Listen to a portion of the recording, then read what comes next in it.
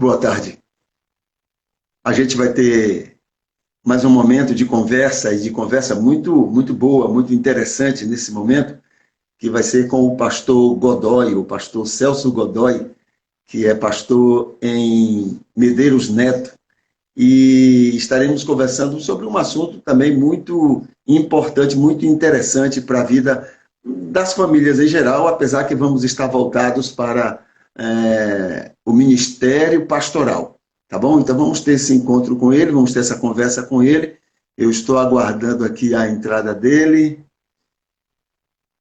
Já mandei aqui já um convite para ele, ele deve clicar em algum link lá para aceitar o meu convite. Mas, por certo, vai ser um momento muito bom. O pastor Celso Godoy tem uma experiência muito boa, principalmente nessa área de ministério, e na área de ministério voltado para o interesse, a preocupação social, não é? Levar a igreja a ser, a cumprir, não é? A sua verdadeira função, a sua verdadeira missão, que é de, como diz os embaixadores do rei, né?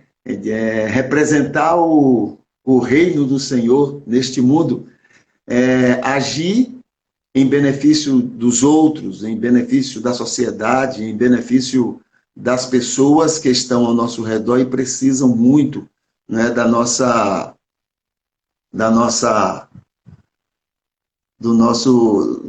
ação, né? Então eu estou mandando agora a solicitação, mandei para ele agora. Pastor, se você ainda não pegou, é porque talvez ainda não esteja seguindo o meu perfil aí. Talvez seja bom primeiro você seguir, clicar aí seguindo, e depois então perceber o convite que eu mandei agora para você. Vamos ver se dá certo. Toda vez, sempre na primeira vez tem que ter uma história. É bom, não é ruim não, isso é bom. A gente vai aprendendo.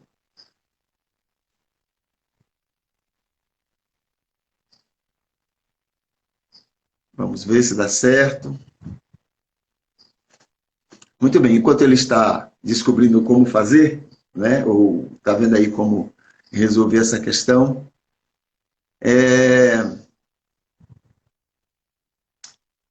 bom sempre lembrar que o papel da igreja não é substituir o Espírito Santo. Não é substituir o Espírito Santo, porque por mais que a igreja se empenhe, se dedique a tentar substituir o Espírito Santo, ela não vai conseguir, ela vai até atrapalhar.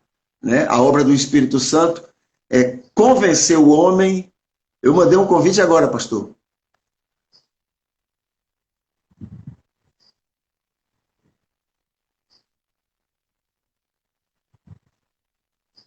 Eu mandei agora e está dizendo aqui que está aguardando somente você clicar em alguma coisa aí.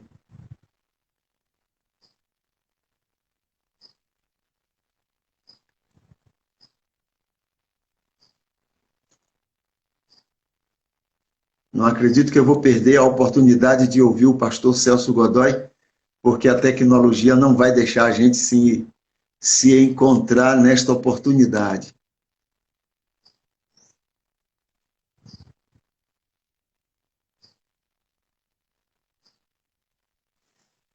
Você está pelo aplicativo ou está pelo navegador do seu celular? Porque parece-me que só pelo aplicativo é que ele percebe, é que ele recebe esse convite. Pelo celular, né? Aliás, pelo aplicativo no celular. Vou mandar de novo.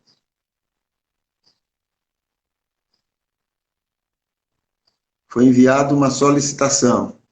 Ah, você está pelo computador, né? Pelo computador não vai não, reverendo.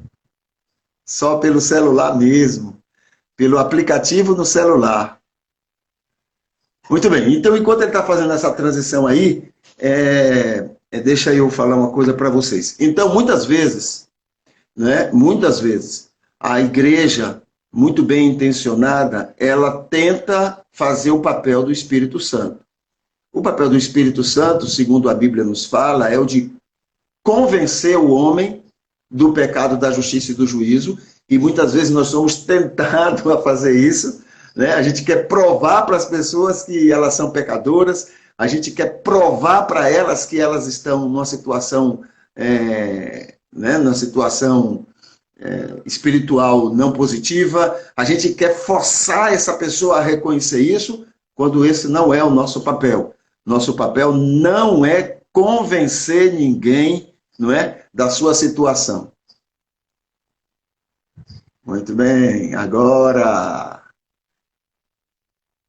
está chegando.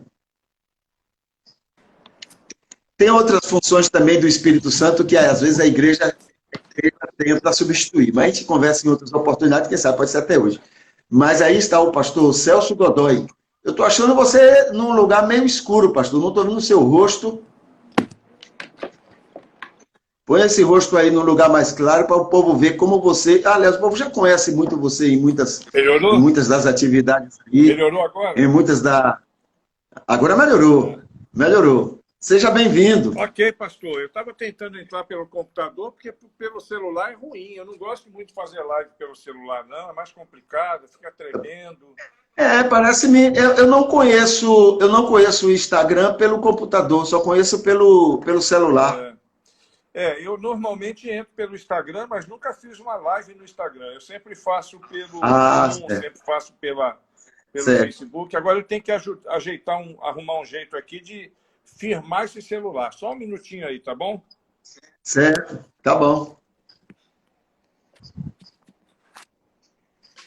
Pronto, eu acho que... Você está bem, né? Está me ouvindo bem? Tá ouvindo sim. Okay. Você está bem, né? Pela graça de Deus, meu pastor. Vou bem, vou melhor do que eu mereço, né? Eu estava vendo alguma das atividades suas e eu vendo que você trabalha na divulgação dos cultos da igreja, tanto pelo Facebook quanto pelo YouTube e também pelo Instagram, não é não? Não, normalmente eu faço o seguinte, eu faço pelo Zoom e replico pelo Facebook e pelo YouTube. Instagram eu normalmente não uso. Eu preciso até aprender a usar essa ferramenta também. Ok. Não, eu estava fazendo pelo Facebook. Sim. Mas acontece que grande maioria das pessoas que para entrar não conseguiam pelo Facebook, só conseguiam pelo Instagram. Então resolvi assumir o Instagram. Espera aí só um pouquinho que eu vou melhorar a minha imagem, só um pouquinho. Só um minuto, pastor. Tá bom. Muito bem. Então, para nós outros, enquanto ele está se arrumando, não é? É o que eu estava mencionando. Deixa eu terminar aquela palavra que é muito interessante. Então, muitas vezes a gente quer fazer o papel do Espírito Santo. Outro papel do Espírito Santo, outro papel que é só do Espírito Santo, é o de converter pessoas. De fazer pessoas saírem de uma situação espiritual e ir para outra. Só o Espírito Santo faz isso. Mas o que é que acontece? Muito bem intencionada, a igreja, isso na história do cristianismo, a igreja esteve trabalhando para converter pessoas. Olha, teve casos que as pessoas chegavam a pressionar as outras assim, olha, veja só, foi isso que eu estou lhe contando, não é da Inquisição católica, não, estou lhe falando de algo que ocorreu no protestantismo, né? Quando pessoas, ou você se converte, ou você morre afogado naquele lago. Entende? Então, essa é uma preocupação que não é nossa. É uma obra do Espírito. Converter pessoas é uma obra do Espírito. Entende? Muitas vezes, quando você vê o cristianismo, a igreja, fazendo aquele trabalho de policiamento nas pessoas, isso não é obra de ninguém, de crente, não é obra de igreja. Isso é obra do Espírito Santo. Né? O papel da igreja, e vamos conversar um pouquinho sobre isso, é dela ser útil, ser bênção ao mundo. Né? Como está dentro do Espírito do que Jesus falou, que nós somos, nós somos luz e sal, né, da terra, e isso é para atrair as pessoas até Jesus. E esse é o assunto que o pastor Celso Bueno de Godoy tem para a gente hoje pela tarde. É a primeira vez que ele está aqui com a gente, né? E de muitas outras oportunidades que vão surgir, né? Que vão vir aí pela frente semanalmente. Olha, ele já está comprometido. Eu tenho um compromisso de estar com você algumas vezes. Agora, toda semana fica complicado. Até porque você tem tantas pessoas que você pode fazer isso também, né, meu pastor? Né? Mas aí, nesse caso aí, tem que ser você. Ok, meu pastor. Pois não, reverendo. Fala aí pra gente. Bom, em primeiro lugar, eu quero agradecer a oportunidade de estar com você, com seus seguidores aí também. Você sabe que eu tenho uma dívida muito grande. Você é meu padrinho no ministério, né? Você foi a primeira pessoa que acreditou no meu ministério quando eu estava iniciando a minha caminhada. Eu nem imaginava, nem sonhava em ser pastor. Aliás, estava longe disso, né? Quando você me convidou para poder dirigir uma das congregações aí da Igreja Batista Central.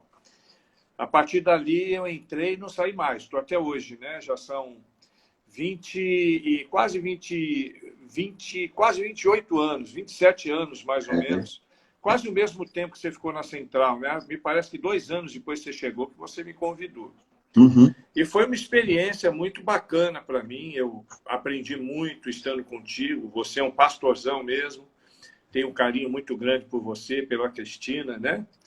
Os meninos que não gostavam muito de mim, mas eles eram pequenininhos, eles eram meio rabugentos, mas agora o seu filho, o Júnior, ele é amigo nosso também, né? O outro eu não sei por onde anda, me parece estar fora, né? Mas, assim, eu fico muito feliz de estar aqui com você, de estar aqui com essa turma. E venho aí para poder falar a respeito desse assunto dentro do meu conhecimento. Eu não vou me preocupar muito com a questão teológica, né? Eu vou me preocupar mais com a questão praxis. Eu sempre, apesar de ter formação teológica, eu me preocupo muito com a praxis, né? Eu acho que o que a gente fala o que a gente faz fala muito mais alto do que aquilo que a gente estuda, né? Eu tenho que estudar como uma ferramenta para a minha ação, e não o contrário. Tem gente que parece que não entende isso e está muito mais alicerçado na sua própria teologia, sem se preocupar com a praxis. Mas eu, graças a Deus, tive um bom professor, né? E, dentre outros, você, tive bons professores, e eu me dedico, então, à ação em prol da pessoa, da vida humana, né? Em todos os aspectos. Não só no aspecto espiritual, e certamente esse é o mais importante, né? Não há nada que nós possamos fazer pelo homem que seja mais importante do que conduzi-lo à pessoa de Cristo, porque dessa forma nós estaremos garantindo a possibilidade dele ter vida eterna, né? Assim que passar pela transição dessa vida efêmera, desse mundo tenebroso que nós estamos, ele vai poder viver para sempre com Cristo. Mas a ação da igreja, a ação do ministro, do pastor, de todos nós, né, que somos crentes em Jesus Cristo, ela não pode se limitar só a essa ação que visa a eternidade, até porque a eternidade ela já começou na nossa vida, né? Ninguém vai ter uma eternidade depois da morte. Nós já garantimos a eternidade a partir do momento que recebemos Jesus. E mesmo neste mundo em que nós estamos, nós precisamos viver toda a paz, né? A paz que Cristo nos dá, viver a alegria, viver a relação com Cristo e mostrar ao mundo, e não só para mostrar, porque não é o nosso objetivo maior, não é mostrar nada para ninguém, mas viver intensamente o evangelho de amor de Cristo, né? O evangelho que ele nos mostrou, inclusive, na sua vida durante os anos que conviveu e que viveu entre nós como homem. Jesus Cristo, ele sempre teve como função principal, como objetivo principal, trazer o homem a ele, né? Ele veio para buscar e salvar o que se havia perdido. Mas ele nunca deixou de viver na sua caminhada a ação social. Ele alimentou pessoas, ele curou pessoas, ele viveu intensamente nessa relação com pessoas, e isso ele fez para que nós também entendêssemos o quanto é importante que nós possamos viver essa relação também, né? E viver como ele viveu. As pessoas precisam ver na igreja a figura de Cristo. A igreja tem que espelhar ao mundo a pessoa de Cristo. As pessoas têm que olhar para a minha vida, têm que olhar para a sua vida, têm que olhar para a vida dos nossos amigos que te seguem, que nos acompanham agora, e tem que ver Cristo em nós, né? E não vão ver Cristo em nós só porque nós estamos com uma Bíblia embaixo do braço, ou só porque a gente não fala palavrão, não pula cerca, não bebe, não fuma, né? Tudo isso faz parte dessa caminhada, mas não é tudo. As pessoas precisam ver na nossa ação, e é por isso que a minha dedicação maior é a praxis, muito embora eu tenha feito teologia. Aliás, eu fiz mais de um curso de teologia, né? Que eu fiz um curso de teologia pela Assembleia de Deus, depois eu fui para o CETEBS, que é a nossa faculdade batista, e ainda estive na EST, Escola Superior de Teologia, onde também cursei durante um ano e meio, mais ou menos, um curso de teologia aplicada para poder convalidar os meus estudos. Naquela época não era aquela coisa só de ir à distância, era presencial mesmo, né? E aí a gente ficou durante esse 1 ano e meio, que eu confesso para você, pastor, que foi algo que me trouxe muito crescimento. E desde então, desde o início do meu ministério, eu tenho me dedicado à compaixão. E você se lembra disso. Nós começamos trabalhos em presídios, nós fazíamos trabalhos de evangelismo na praça, nós começamos também um trabalho que foi, por sinal, muito frutífero lá na URBS, com crianças que, assim, depois de algum tempo, acabou se transformando na congregação e na igreja da URBS, que hoje é uma das grandes igrejas em Teixeira de Freitas. E quando saí daí, fui para a Igreja Teosópolis, com o saudoso pastor Hélio Lourenço da Silva. Lá também me dediquei a essa área, criamos alguns projetos com crianças em situação de vulnerabilidade social, trabalhávamos também junto com comunidades em situação de risco, criando congregações, né? E cuidando de congregações em comunidades mais difíceis. Aí eu fui para o Espírito Santo, mudou o cenário, mudaram os personagens, a história continuou a mesma, né? Me envolvi com o poder público e, durante algum tempo, com o poder público, eu dirigi a FEBEM, trabalhei também no sistema prisional e depois eu pedi exoneração dos cargos públicos e continuei o trabalho como cristão, né? Continuei trabalhando com adolescente em conflito com a lei, em vulnerabilidade social, continuei trabalhando com presos, e assim vai, se foram 16 anos no Espírito Santo.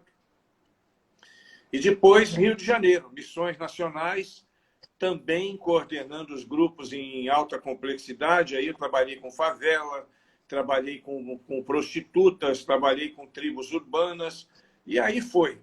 E hoje nós estamos aqui na região, né? Existem demandas nessa área, mas nós estamos aí pensando em ampliar as nossas ações. Essa semana passada, por exemplo, eu fui nomeado capelão da Polícia Militar aqui na nossa região, aqui em Medeiros Neto, né, para ser mais preciso.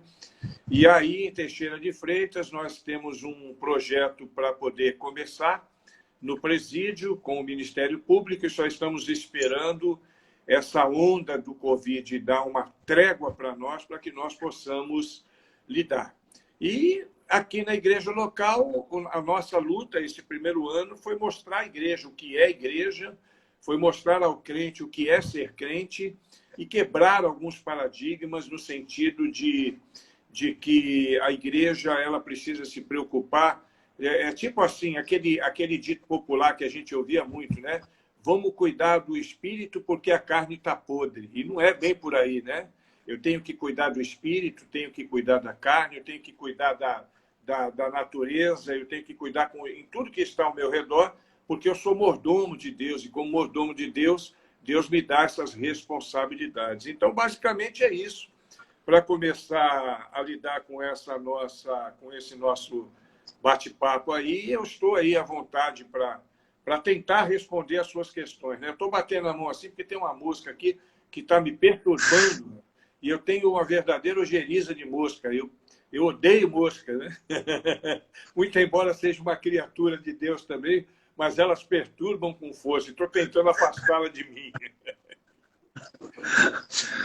Pastor, diante de tudo isso que você vê, que você conhece, que você já participou, o que é que você acha? Você acha que a igreja tem cumprido esse papel de ir buscar, de ajudar, de ser bênção integral, né, às pessoas da sociedade, qualquer que seja a situação delas? Olha, pastor, durante os anos que eu fiquei em missões nacionais, eu fiquei 7 anos em missões nacionais. Eu rodei o Brasil todo, praticamente todos os estados. Se eu não me engano, só faltou eu estar em Roraima só Roraima, né? Eu rodei esse país todo, sempre ministrando nas igrejas a respeito desse assunto. Infelizmente, em uma dessas minhas idas, alguém me perguntou o seguinte: pastor, você trabalha com tantos grupos, né? Com prostituta, com menino de rua, com dependente químico, com presidiário, qual é o grupo mais difícil de se trabalhar? E aí eu tive que dizer para ele o seguinte: o grupo mais difícil de trabalhar é a igreja local. Porque a igreja local, de fato, ela tem uma certa dificuldade de encarar esses desafios. Existe até um romantismo. Se eu chegar em qualquer igreja hoje e lançar um desafio, por exemplo, para trabalhar com a comunidade carente, eles vão colar. Vem todo mundo junto. Mas aí, daqui a pouquinho, você vai vendo a dispersão do grupo. Sai um, depois sai outro, depois sai outro. Daqui a pouquinho a gente está sozinho de novo. Não é que a igreja seja omissa à questão dessa compaixão, pastor. Mas eu acho que a igreja ela não foi bem preparada nesse sentido. É claro que quando eu digo a igreja, eu me refiro primeiro à igreja organizacional, não é a igreja orgânica, a igreja de Cristo, a igreja organizacional. E segundo, não são todas as igrejas. Tem igrejas que são completamente dedicadas à causa da compaixão e da misericórdia.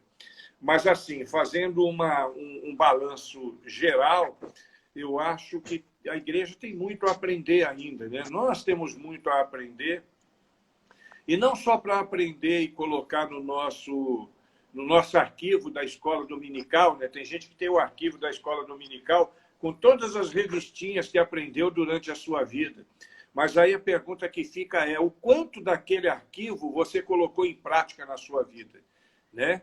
Então, o que eu acho que precisa acontecer é a igreja ter essa visão, esse insight, né? E perceber que a obra espiritual, quem faz é Cristo. É Ele que nos garante a salvação. Mas a causa humana aqui, quem tem que cuidar somos nós. Deus nos deu competência para isso, Ele nos deu recurso para isso, Ele nos deu dons para isso, Ele nos deu talentos para isso, e espera que nós possamos corresponder. Muita igreja faz, mas nós estamos longe do padrão que Deus espera ainda. Tem muito para ser feito, pastor. Essa é a minha visão, né? Você acha que quando Jesus coloca que devemos ser luz e sal, tem a ver com essa ida nossa ao encontro da sociedade para ser luz e sal mesmo, né? Ou seja, para ser alguma coisa que vai acrescentar, que vai dar condição de vida, condição de satisfação a eles, e dessa forma, então, como diz o versículo lá 16, atrair essas pessoas, não é? Glorificando a Deus através daquilo que a gente... Então, você acha que ser luz e sal tem a ver com esse nosso envolvimento social, a igreja, o cristianismo, não é? Envolver-se socialmente com as pessoas? Você perguntou e respondeu, né? Exatamente, a igreja ela tem que ser luz para poder levar as pessoas, tirar as pessoas das trevas, da escuridão, primeiro levando-as a conhecer a verdade e serem libertas através disso. Ela tem que ser sal também para temperar, para poder preservar, para poder trazer tudo de bom.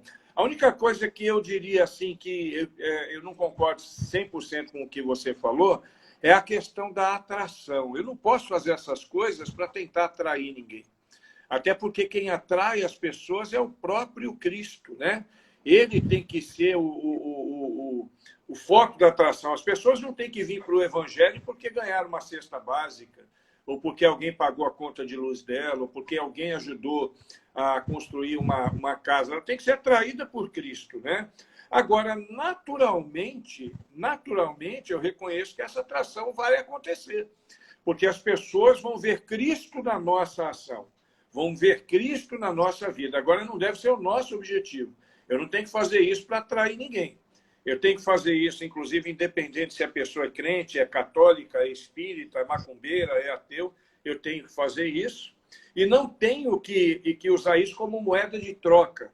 Olha, eu vou fazer isso por você, mas você tem que vir para a igreja. Eu não posso fazer isso, né? Porque aí eu estaria sendo incoerente eticamente eu estaria sendo incoerente, né? Então, não para atrair. Muito embora a atração vai acabar sendo natural, mas porque é o meu dever como cristão. Eu gosto muito do texto de Tiago, capítulo 2. O irmão sabe que o livro de Tiago foi um dos últimos a serem recebidos no cânon sagrado, justamente por causa daquela posição que ele demonstra sobre a questão das obras, que a princípio, numa leitura bem vaga do texto, alguém vai pensar que ele está se chocando, por exemplo, com Paulo em Efésios, né? Quando Paulo fala que nós somos salvos pela graça e não por obras. Tiago, ele diz que a fé sem obras é morta. Então, aí as pessoas, às vezes, confundem. Não é isso. Ele não está falando que eu tenho que fazer obra para poder ter a minha fé viva, vivificada. O que ele está dizendo, que é diferente, por exemplo, do que diz Allan Kardec no livro no Evangelho segundo o Espiritismo, que ele diz que fora da caridade não há salvação. A diferença nossa é que nós fazemos boas obras não para sermos salvos, mas porque somos salvos. Então, quer dizer, isso é uma consequência natural no coração daquele que é cristão. Porque você pode ter certeza, pastor, Eu falei que a igreja não está preparada e ela precisa, de fato, se ajustar em algumas questões, mas todo autêntico crente, ele tem esse ardor de compaixão no coração. Todo crente autêntico tem isso. Todo crente autêntico, ele olha para o seu semelhante numa situação de miséria e ele sente a dor do seu próprio coração. Porque Cristo vive em nós, e se Cristo vive em nós, esse sentimento certamente vai estar sempre aceso em nossa vida. Então, o que nós precisamos fazer é ir além do sentimento e agir de fato. É a mesma coisa a palavra amor, né? Amor, ele pressupõe um verbo, que é amar. E amar é um verbo que pressupõe uma ação. Então, não adianta eu dizer para alguém, eu te amo, se eu não fizer nada que demonstre aquele amor. No que diz respeito a Cristo para conosco, ele demonstrou o amor de maneira, né, incomparável, né? Porque Deus amou o mundo de tal maneira que fez o seguinte, deu seu Filho para que todo aquele que nele crê não pereça, mas tenha vida eterna. Aí eu digo, eu tenho amor pelos pobres. E o que é que eu faço pelos pobres? Eu tenho amor pelas prostitutas. E o que é que eu faço por elas? E eu digo isso, pastor, com muita tranquilidade no coração, sem nenhum tipo de soberba, nem exaltação, mas por entender que esse é o papel de todo mundo. Quando eu estive no Rio, eu e minha esposa começamos um trabalho, isso aí só para poder exemplificar o que eu estou falando, no mais antigo e conhecido prostíbulo do Brasil, que se chama Vila Mimosa. Esse é o mais antigo e conhecido prostíbulo no Brasil. Ele existe desde a Primeira Guerra. Aliás, ele foi criado justamente por causa da guerra, né? E nós entendemos que a igreja precisava se apresentar naquele lugar. E nós começamos a frequentar aquele lugar, eu e minha esposa. E o prostíbulo de Vila Mimosa, pastor, as mulheres andavam nuas na rua. Final de semana, era 1.500 prostitutas naquele lugar, 4.500 homens, um fluxo de 6.000 pessoas. E nós começamos a pregar o evangelho lá dentro. Começamos a fazer cultos. E sabe onde a gente fazia culto, pastor? O único espaço que nós conseguimos para fazer culto foi uma boate LGBT, que a dona era uma mãe de santo. E ela cedeu para que nós fizéssemos alguns encontros. E nós fizemos encontros lá, né? E ali, então, as pessoas ouviram falar de Jesus. Nós só ficamos um ano ali, porque nós saímos do Rio, eu saí da Junta de Missões Nacionais, então saí daquele contexto. Nesse um ano, nós saímos, deixamos 2 pequenos grupos plantados dentro da Vila Mimosa. Quem cuida daqueles pequenos grupos é a 4ª Igreja Batista do Rio de Janeiro, né? E eu tive notícias recentes que algumas daquelas mulheres hoje estão completamente integradas à igreja, inclusive uma delas cantando no coral. Então é isso que a gente tem que fazer. Agora eu tenho que me desprender. Eu me lembro que nesse exemplo mesmo, eu convidei um pastor bem famoso lá no Rio para ir conosco, né? Porque a igreja dele tinha condição e eu queria, de alguma forma, obter algum recurso para ampliar o nosso trabalho. Aí eu convidei, vamos comigo lá, pastor? Ele falou, você está maluco, rapaz? E se alguém me ver saindo do prostíbulo, né? Primeira coisa que eu lembrei, pastor, sabe o que foi? Dos hipócritas, dos fariseus criticando Jesus porque ele andava com pessoas de má fama. Eu confesso para você que eu fiquei triste pelo pastor, mas eu glorifiquei a Deus no meu coração, porque naquele momento eu vi a identidade de Cristo em mim. Eu quero, sim, andar com pessoas de má fama, até porque eu fui uma pessoa de má fama, você conhece a minha história, alcançado por Cristo, que se não fosse o amor de pessoas, inclusive como você, que me convidou, eu tinha acabado de sair da prisão, você lembra disso? E me convidou para ir para aí.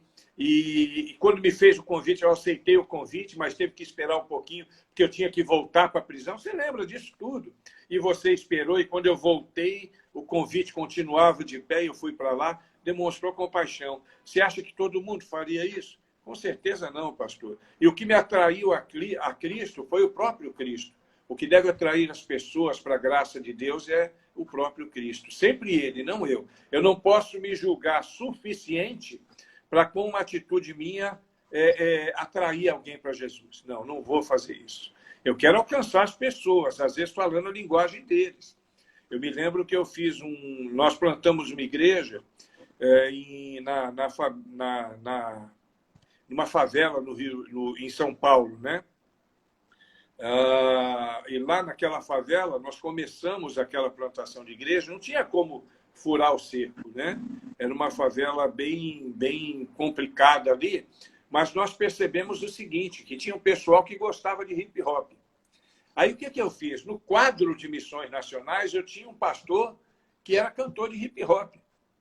E eu, então, designei ele para começar um trabalho na favela utilizando a arte que ele tinha, né? E foi lá em Paraisópolis. E, graças a Deus, ele começou aquele projeto. No começo era uma igreja que foi muito criticada pelos mais conservadores, mas, com o tempo, eles pararam de criticar porque eles viram os resultados. Muitos daqueles meninos se converteram e depois foram as famílias desses meninos. E eu provavelmente irei pregar agora, em 2021, se tudo der certo, na organização dessa igreja lá em Paraisópolis, que nós começamos com o hip hop, né? Quem foi que atraiu os meninos? O hip hop? Não, foi a graça de Deus. Agora, o pastor demonstrou o seu amor, o seu afeto, entrando naquele ambiente com aquela prática que nem todos entrariam, e aí os meninos ficaram interessados em conhecer a Jesus e foram atraídos por ele. Você, diante disso, das falhas que são cometidas pelo cristianismo e pela igreja, etc., nessa atuação social, você acredita que onde entra a culpa, digamos, da liderança, dos pastores, dos líderes espirituais, não é? Já que ministério pastoral é o nosso tema. Pois é, pastor. Eu acho que a culpa está em nós mesmos, na liderança. A culpa maior é nossa. É claro que eu não posso obrigar um membro da igreja a fazer alguma coisa que ele não queira. Mas a igreja, normalmente, ela vai caminhar segundo a liderança do pastor. Tem pastores, e muitos pastores, a maioria dos pastores, tem disposição. Mas tem pastores que preferem ficar só no gabinetezinho ali, preparar suas mensagens. E aí diz para ele, olha, eu passei a semana toda orando e preparando mensagem. Glória a Deus, vai ser uma mensagem muito abençoada. Mas não querem sair da sua zona de conforto. E não ensinam as igrejas. Pastor, eu me lembro de uma outra situação que eu vivi, e eu tenho muitas experiências nesse sentido, porque eu vivi várias, né? Eu coordenava também o sistema prisional no Brasil, em missões nacionais. E um dia um jovem se apresentou para trabalhar na nossa equipe, lá do sul do Brasil, de uma cidade lá do Paraná.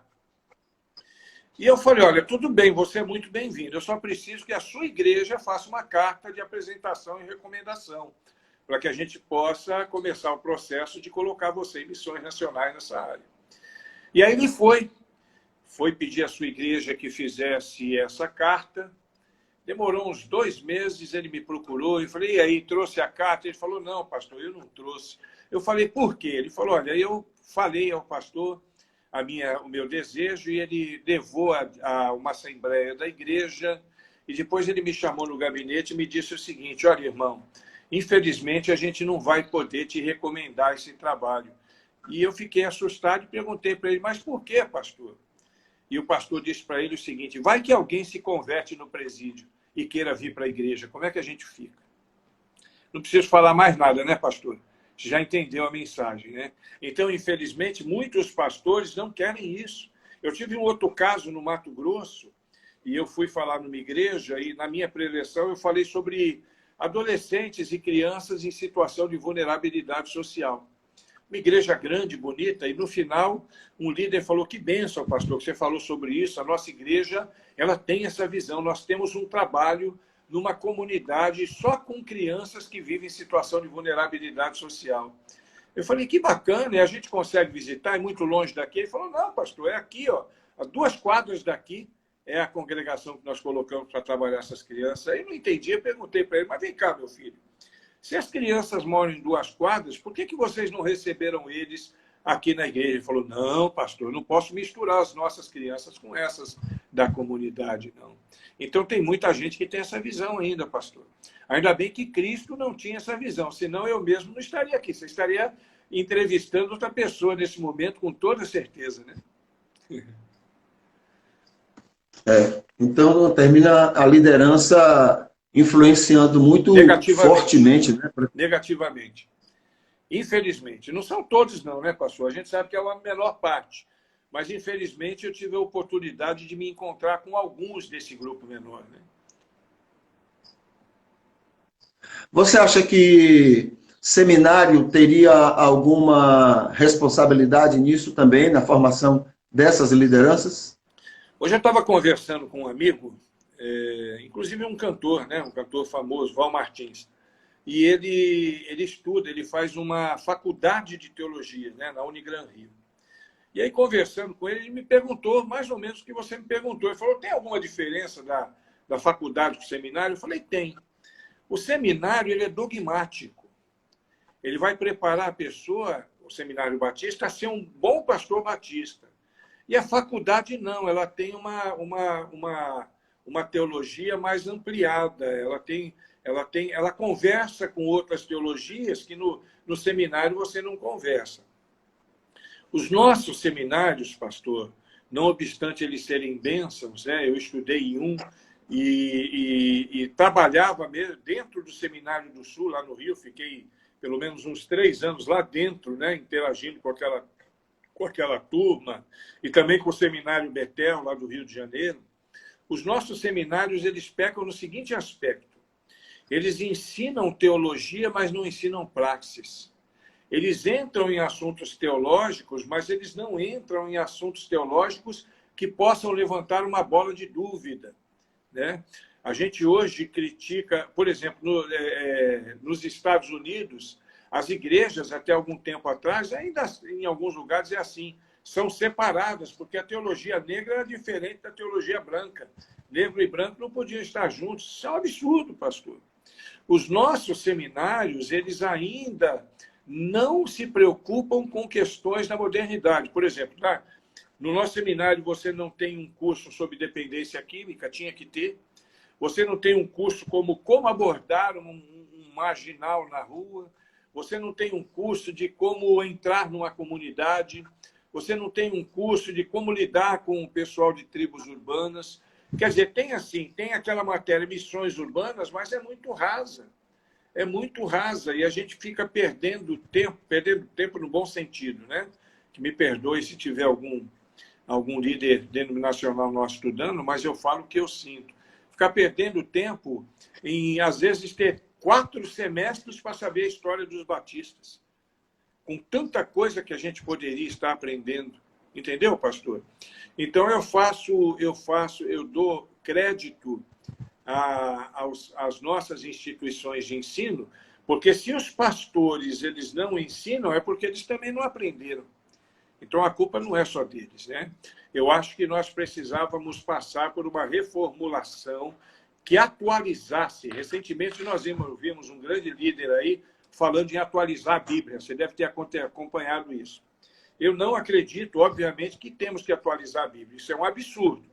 Mas nós temos que atualizar os nossos saberes. Nós temos que atualizar a nossa teologia, não a Bíblia, mas a nossa teologia. Nós temos problemas, questões hoje que são comuns para nós, que não eram comuns há 50 anos atrás, pastor. Então, a base curricular dos nossos seminários é praticamente a mesma da época de Salomão Gusper, esqueci o nome dele, lá de Recife, né? É a mesma de Loren Reno, lá do Espírito Santo. Então, não mudou muita coisa, não teve uma atualizada. Mas eu acho que isso muda, pastor. Com o tempo, com calma, isso muda. Nós temos boas lideranças, novas lideranças, com uma cabeça mais aberta entrando, né? E, infelizmente, nós ainda temos aquelas lideranças que são fechadas e que são completamente... Elas são blindadas em alguns assuntos, não querem nem discutir a questão, e isso nos traz alguns prejuízos. Mas é assim mesmo, né? A vida segue e a gente caminha com ela. Muito bem, foi bom conversar com você. Pastor. Olha aí, na semana que vem falar com a gente sobre as dificuldades que você entende que existem no Ministério Pastoral. Nesses anos, nessas experiências suas, o que é que tem faltado da denominação para né, as lideranças da igreja para as lideranças, para que possa essa liderança, esses pastores, né, exercerem um pouco melhor, não é, aquilo que eles têm nas mãos para exercer, né? Eu vou falar o meu ponto Acho de que seria... vista sobre isso. Semana que vem, então, a gente se encontra de novo. Isso, muito bem. Mas foi um prazer falar com você, prazer todo meu, estar ali pastor, ouvindo, bebendo aí essas experiências suas e a quantidade de pessoas que você tem sido instrumento de Deus para estar abençoando e alcançando essas pessoas. Amém, amém. Deus o abençoe, que dê forças para você continuar firme nesse projeto sempre. Né? Dá um beijão para a Cristina. Faz tempo que eu não vejo a Cristina, né? É uma pessoa que a gente tem um carinho muito grande. E vai aqui a saudação carinhosa da minha esposa também. Deus abençoe. Viu? Pois não. Tá bom. Diga para ela também que eu mandei um abraço grande. Ok, pastor. Tá bom? Até a próxima, então. Então, é bom, querido. Que Deus continue abençoando você e usando aí nesse ministério. Amém. Aí em Medeiros Neto. Amém. Tá bom?